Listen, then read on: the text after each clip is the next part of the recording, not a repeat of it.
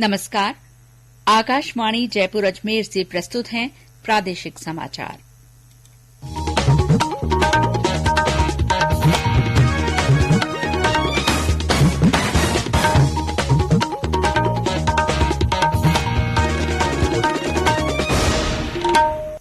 मुख्य समाचार। भारत को G20 शिखर सम्मेलन की अध्यक्षता मिली। प्रधानमंत्री नरेंद्र मोदी ने कहा, ये प्रत्येक भारतीय के लिए गर्व का पल। राष्ट्रपति द्रौपदी मुर्मू ने कहा, देश को आत्मनिर्भर और विकसित राष्ट्र बनाने के लिए महिलाओं की अधिक से अधिक भागीदारी जरूरी। सवाई माधोपुर के सूरवाल गांव में सीआई फूल मोहम्मद हत्याकांड में अनुसूचित जाति जनजाति अत्याचार निवारण विशेष अदालत ने 30 लोगों को दोषी ठहराया। राज्यपाल कलराज मिश्र ने शिक्षा को कौशल विकास से जोड़ने की आवश्यकता पर जोर दिया। और सरदार शहर विधानसभा सीट के उपचुनाव के लिए भाजपा प्रत्याशी अशोक कुमार और 2 अन्य ने आज नामांकन पत्र दाखिल किए।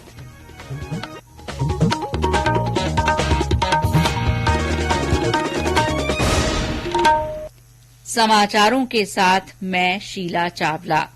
और अब समाचार विस्तार से। भारत को आज G20 समूह की अध्यक्षता मिल गई है। बाली में G20 शिखर सम्मेलन के समापन सत्र में इंडोनेशिया के राष्ट्रपति ने प्रधानमंत्री नरेंद्र मोदी को प्रतीकात्मक रूप से G20 की अध्यक्षता सौंपी। श्री मोदी ने कहा कि ये प्रत्येक भारतीय के लिए गर्व का पल है, क्योंकि भारत G20 की अध्यक्षता संभाल रहा है। उन्होंने कहा कि भारत ऐसे समय G20 का प्रभार ग्रहण कर रहा है जब विश्व भौगोलिक, राजनीतिक तनाव, आर्थिक मंदी, खाद्य पदार्थों और ऊर्जा के बढ़ते मूल्य तथा महामारी के दीर्घकालिक दुष्प्रभावों से संघर्ष कर रहा है।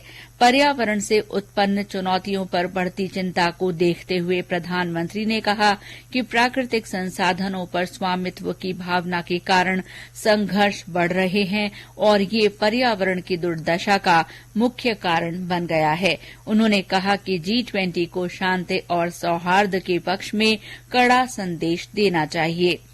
अगला शिखर सम्मेलन 9 और 10 सितंबर 2023 को नई दिल्ली में होगा।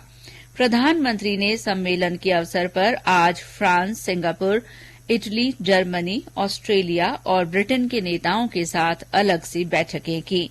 G20 देशों ने वैश्विक खाद्य सुरक्षा के लिए मौजूदा संघर्षों और तनाव की वजह से आई चुनौतियों पर गहरी चिंता व्यक्त की है। राष्ट्रपति द्रौपदी मुर्मू ने कहा है कि देश को आत्मनिर्भर और विकसित राष्ट्र बनाने के लिए महिलाओं की अधिक से अधिक भागीदारी जरूरी है। आज मध्य प्रदेश के भोपाल में महिला स्वयं सहायता समूहों के सम्मेलन को संबोधित करते हुए राष्ट्रपति ने कहा कि ऐसा माहौल बनाने की जरूरत है जिसमें महिलाएं अपने आप को स्वतंत्र और निडर महसूस करें और अपनी प्रतिभा का पूरा उपयोग कर सकें। राष्ट्रपति ने महिलाओं से एक दूसरे से प्रेरणा लेने, मदद करने और अपने अधिकारों के लिए आवाज उठाने तथा प्रगति के पथ पर बढ़ने का आग्रह किया। श्रीमती मुर्मू ने कहा कि देश का समग्र विकास महिलाओं की प्रगति में निहित है। राष्ट्रपति ने कहा कि महिलाओं और लड़कियों के आर्थिक रूप से आत्मनिर्भर होने से ग्रामीण परिवारों के जीवन स्तर में सुधार हो रहा है। सवाई माधोपुर जिले के सूरवाल में मार्च 2011 में हुए सीआई फूल मोहम्मद हत्याकांड में अनुसूचित जाति और जनजाति मामलों की विशेष अदालत ने आज 30 लोगों को दोषी ठहराया है। सीआई हत्याकांड में पुलिस और सीबीआई के अनुसंधान के बाद अदालत में दायर चार्जशीट के आधार पर 89 आरोपितों में से 30 को दोषी माना गया। इनमें से 5 की मौत हो चुकी है और 3 आरोपी फरार हैं। न्यायालय शुक्रवार को दोषियों की सजा पर फैसला सुनाएगा। सूरवाल गांव में युवकों द्वारा पानी की टंकी पर चढ़कर प्रदर्शन के दौरान एक युवक ने पेट्रोल छिड़ककर आग लगा ली थी। घटना के बाद भीड़ बेकाबू हो गई और अफरा तफरी तथा मारपीट और आगजनी के दौरान माउंट टाउन थाना प्रभारी फूल मोहम्मद की हत्या हो गई थी। मामले में तत्कालीन शहर वृत्ताधिकारी महेंद्र सिंह और माउंट टाउन थाने के एक सब इंस्पेक्टर सुमेर सिंह सहित 89 लोगों को आरोपी बनाया गया था। राज्यपाल कलराज मिश्र ने कहा है कि शिक्षा को कौशल विकास से जोड़ने की आवश्यकता है। श्री मिश्र ने आज बारां जिले के छीपा बड़ौद में प्रेम सिंह सिंघवी महाविद्यालय का उद्घाटन करते हुए कहा कि पढ़ लिखकर युवाओं को गांव में ही छोटे छोटे उद्योग लगाने चाहिए। राज्यपाल ने लोगों से संविधान के अनुच्छेद 12 का पालन करने का आग्रह किया। उन्होंने कहा कि नया महाविद्यालय क्षेत्र में शिक्षा के नए आयाम स्थापित करेगा। मुख्यमंत्री अशोक गहलोत ने जयपुर के राजस्थान विश्वविद्यालय में लगभग 12 करोड़ रुपए की लागत से तैयार नवनिर्मित बाबा साहेब डॉक्टर भीमराव अम्बेडकर पुस्तकालय भवन का लोकार्पण किया। उन्होंने तीरंदाजी खेल मैदान का भी उद्घाटन किया। मुख्यमंत्री ने परिसर में स्थापित डॉक्टर भीमराव अम्बेडकर की प्रतिमा का अनावरण भी किया। मुख्यमंत्री ने जयपुर में डॉक्टर भीमराव अम्बेडकर विधि विश्वविद्यालय के नए भवन का शिलान्यास किया। ये समाचार आकाशवाणी जयपुर अजमेर से प्रसारित किए जा रहे हैं। सरदार शहर विधानसभा सीट के उपचुनाव के लिए आज 3 उम्मीदवारों ने नामांकन पत्र भरे। भारतीय जनता पार्टी प्रत्याशी अशोक कुमार, माकपा उम्मीदवार सांवरमल मेघवाल और एक निर्दलीय सांवरमल प्रजापत ने अपना पर्चा भरा। केंद्रीय मंत्री अर्जुन राम मेघवाल, प्रतिपक्ष के उपनेता राजेंद्र सिंह राठौड़ और भाजपा के कई नेता पार्टी प्रत्याशी अशोक कुमार के साथ नामांकन के समय मौजूद रहे। नामांकन के बाद प्रतिपक्ष के नेता गुलाब चंद कटारिया, सीकर सांसद सुमेधानंद सरस्वती, पार्टी प्रदेश अध्यक्ष सतीश पूनिया और अन्य नेताओं ने रैली को संबोधित किया। कांग्रेस ने अनिल शर्मा को अपना प्रत्याशी बनाया है, जो कल नामांकन दाखिल करेंगे। 21 नवंबर तक नाम वापस लिए जा सकते हैं और मतदान 5 दिसंबर को होगा। सरदार शहर विधानसभा क्षेत्र से विधायक भंवरलाल शर्मा के निधन के कारण इस सीट पर उपचुनाव हो रहा है। चित्तौड़गढ़ में कल रात एक कार से जब्त 2 करोड़ 60 लाख रुपए की राशि आज न्यायालय में पेश की गई। पुलिस अधीक्षक राजन दुष्यंत ने बताया कि कोतवाली पुलिस ने कोटा 4 लेन पर नाकेबंदी के दौरान ये राशि बरामद की थी। कार सवार दोनों लोगों ने प्रारंभिक पूछताछ में इस राशि को हवाला का पैसा बताया है। पुलिस इन दोनों से पूछताछ कर रही है। भीलवाड़ा जिले के प्रभारी सचिव और राजस्थान प्रदूषण नियंत्रण मंडल के अध्यक्ष नवीन महाजन ने आज जिले के बेगौद कस्बे में सामुदायिक स्वास्थ्य केंद्र का निरीक्षण किया। उन्होंने रोगी भर्ती रजिस्टर, लेबोरेटरी, चिरंजीवी रजिस्ट्रेशन के साथ ही दवा वितरण कक्ष और ड्रेसिंग कक्ष की व्यवस्था का निरीक्षण भी किया। इस दौरान व्यवस्था सुधारने के अस्पताल प्रभारी को निर्देश दिए गए। उन्होंने मांडलगढ़ ब्लॉक स्तरीय अधिकारियों की बैठक भी ली। टोंक जिले में प्रभारी सचिव संदीप वर्मा ग्राम चंदलाई में मनरेगा के कामों का निरीक्षण करने पहुंचे। उन्होंने ग्राम चंदलाई में नाड़ी खुदाई के कार्यों का जायजा भी लिया। श्री वर्मा ने ग्राम पंचायत बम्मोर में महात्मा गांधी राजकीय उच्च माध्यमिक अंग्रेजी विद्यालय का निरीक्षण किया। सचिव ने सामुदायिक स्वास्थ्य केंद्र छान पीएचसी भरनी का निरीक्षण भी किया।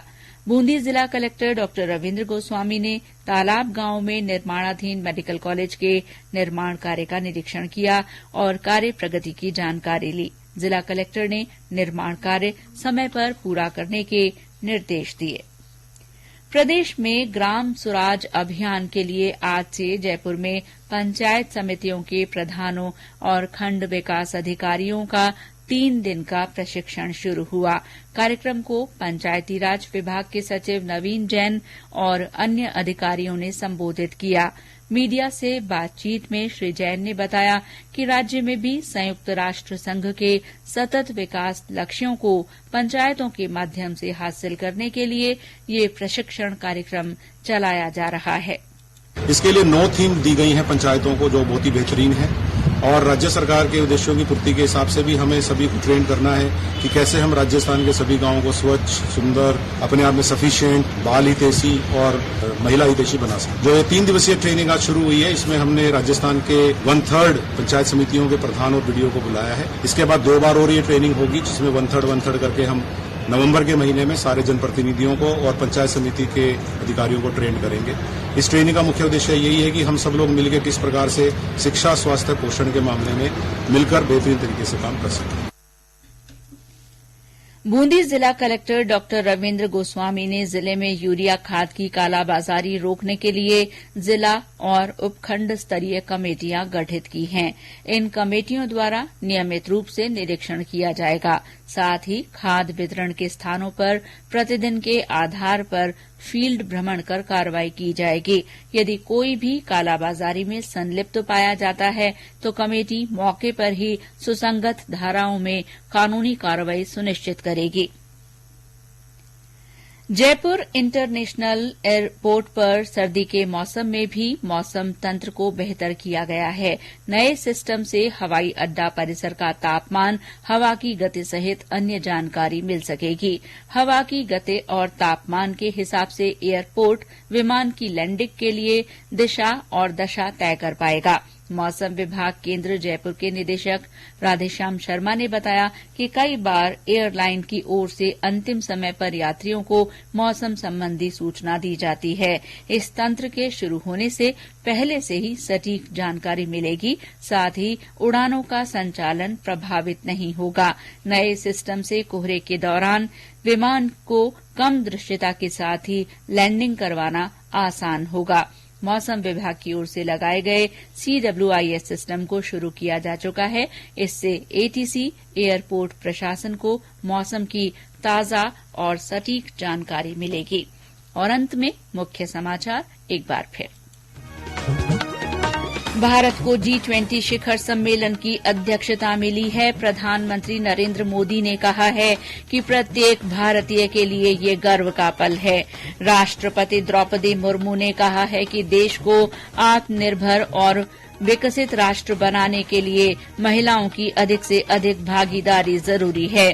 सवाई माधोपुर के सूरवाल गांव में CI फूल मोहम्मद हत्याकांड में अनुसूचित जाति जनजाति अत्याचार निवारण विशेष अदालत ने 30 लोगों को दोषी ठहराया है। राज्यपाल कलराज मिश्र ने शिक्षा को कौशल विकास से जोड़ने की आवश्यकता पर जोर दिया है। और सरदार शहर विधानसभा सीट के उपचुनाव के लिए भाजपा प्रत्याशी अशोक कुमार और 2 अन्य ने आज नामांकन पत्र दाखिल किए। इसके साथ ही प्रादेशिक समाचार बुलेटिन समाप्त हुआ। नमस्कार।